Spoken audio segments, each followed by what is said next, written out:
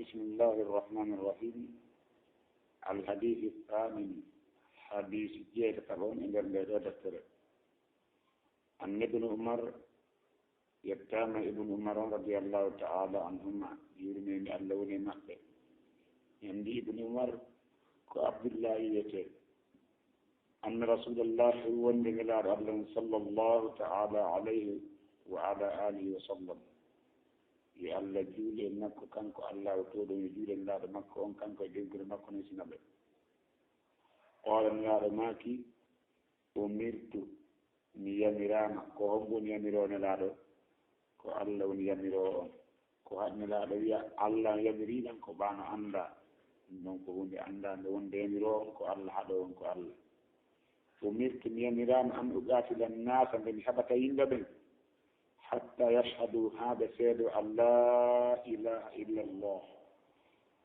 وأن محمد رسول الله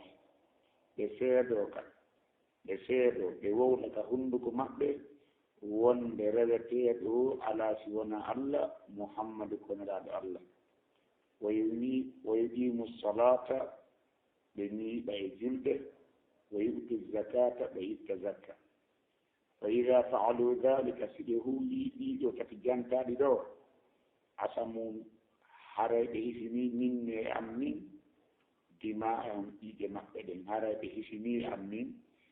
إذن لي أمين إيجي مقبدين وأموالهم إجاود مقبدين إلا سونا بحق الإسلام حركوا حق الإسلام وحسابهم على الله حسبور مقبد ko Allah fawi ta'ala to don ko Allah fawi hasbugol be wonami ko feeni ko min mi nangi be tayimbe den amma ko wirmi kon don ko Allah andi ko wirmi rawah fi dhikri hadith al-Bukhari wa Muslim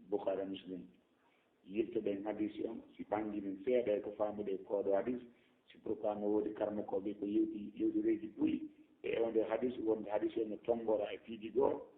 haray in don en lambe to karmo ko ben be bangina en min haray bi lugga e faamu gor yanni ko dum modde yalla harmi sawab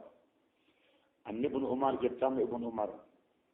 radiyallahu ta'ala anhuma yurmin allawna madde an rasulullah wonde nila allah sallallahu ta'ala alayhi wa ala alihi wa sallam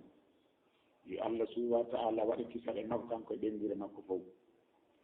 وي أمرتم يا مرام أن أقاتل الناس من حق يندبن يعني يندب هذا بحق حتى يشهدوا هذا سيدو أن لا إله وندرة الله هو رجل إلا الله سوى الله وأن محمد رسول الله كون الله ويقيم الصلاة بنيد جلده ويؤتي الزكاة بيتزكى فإذا فعلوا ذلك سيدهوي إيدو تكي بسيرك وان درجته على سوانا الله محمد كون لا الله بنيجي جلد بيتي زكاة حري أصمو مني حري بإسمي يعني دماءهم إيجي مقبلين وأموالهم جول مقبلين إلا سوانا بحق الإسلام حرقوا حق الإسلام وحسابهم على الله تعالى حسبوا مقبك الله فلي حق الإسلام وننكدي نتم دين أريي نقص حاونات من أربع دين explication دي بعدة إن شاء الله. وي إمام نووي يندر نرى دفتر مصاري كذي. وي ساي وي أنا أمرت نياميران عن أقاتل الناس من حبتين بدر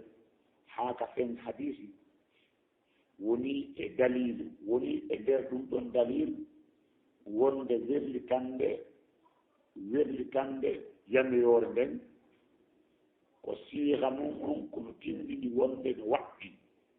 يعني أمرت أن أقاتل الناس كنتم تين وندك وقتي أقولين بدن voilà هذا سيدو دو هذا وقتي دو حري دو ويسي دو وقتي دو حري بيبي بيريبي فيسي أمني جولة مكتبين إيجي مكتبين حري دان ديلا ورغول حقيقة ورغول بيجتو جولة مكتبين si tawi noon imam nawi wosi goɗɗo lamdiken ene korka noon ko jeyaade no cugal l'islam hajju kadi ko jeyaade cugal l'islam fi on ɗum ɗo jantaka ndeɗa oɗo hadis imam nawi wi o jaabomo wonde neɗɗo haɗatake wartake fi korka ko woni koye o soke o haɗe ñaamugol e yarugol haa futuro fee heewa hajji on ko kadi ko ɗan ni neɗɗo haɓetaake fii muɗum ko anndi ko nelaaɗo janki ko ɗiɗo piiji tati seeda ko rewete ola so wona Allah Muhammadu ko nelaaɗo Allah ñiiɓugol juɗe ittogol zakka sabu koye hoore ɗiɗo akkilo ɗiɗo haɗete nelaaɗo jantaaki rewɗo hadis koyete kon korka e hajji sabu nelaaɗo neliima adubum jaɓaƴo yehu yaman kono ko ɗiɗo piiji tati o wi'inoomo yo o yettinoyi voilà nelaaɗo noon maaki ɗo wonde illa bi haqqe l'islam si wonaa haqqe l'islam on no jeeya e haqqeeji l'islam ɗin ɓuugol waɗɗiiɗi ɗin piiji ɗuni toon kadi waɗɗiiɗi on mo acci waɗɗiiɗi ɗin haray dañiki haɓugol mo ɗiiɗaaɗi nelaaɗo jantaaki an no waawi naatude kadi e o haqqe l'islam ɗo wono yimɓe bewɓe ɓen e taƴeeɓe ɗate e salotooɓe ittugol zakka e salotooɓe ittugol jawdi dépense ɗenngure mum nden o haɗete haa itta dépense ɗenngure makko nden e salotooɓe ñamɗingol mumɗinteeji makko ɗi o mehi ɗi e ooñiiɗo wari goɗɗo ma salli yoɓugol ñamaande haray mo waawi yoɓude ñamaande nden haray mo waawi mo duwa haɗeede haa o yoɓat e jiruɗo jombuɗo e accuɗo diina e accuɗo salagol salli juulegol juma e saliiɗo salligagol immo juulo haɗa salli gaaki on kadi ko keeɗen mo duwa wareede si tawi hinangante fus ko tewaare tum haray ko salli saɓoto julde noon oɗo o wi haray no daƴi warugol mo e haɓugol mo ko woni ni kadi si on tigi acci jama sabu juuligol jama ko waɗɗi ɗum woɓɓe wi ko farda kifaya bon hara imam nawi kanko ɗum woni ko yewti ko yewti e oɗo hadis o wi amma noon kaniraɗo makiɗo wa hisabum alallahi hasiboore maɓɓe ko Allah fawi yani ko faanda ɗum kala adduɗo seedorɓe ɗin ɗiɗi shahadatu an la ilaha illa allah wa anna muhammada rasulullah kala wowluɗo ɗum ɗon o niiɗi e julde o itti zakka haray jawdi makko ndin e ƴiiƴam makko ɗen ittugo wonki makko ɗin e jastugo jawdi makko ɗin haray o ɗum ɗon o daɓi reftu noon so tawi laatike o wowliri ɗum ɗo o huuwi ɗum ɗo e anniye moƴƴo tawi koye anniye laaɓuɗo o wowliri ɗum ɗo haray ko o gomɗinɗo si tawi o wowli sahadu o seedoɗi ɗin ɗiɗi o wowli o niiɗiiji julde o itti zakka e tawi anniye laaɓuɗo haray ko o gomɗinɗo kontete haray ko gomɗinɗo o kollete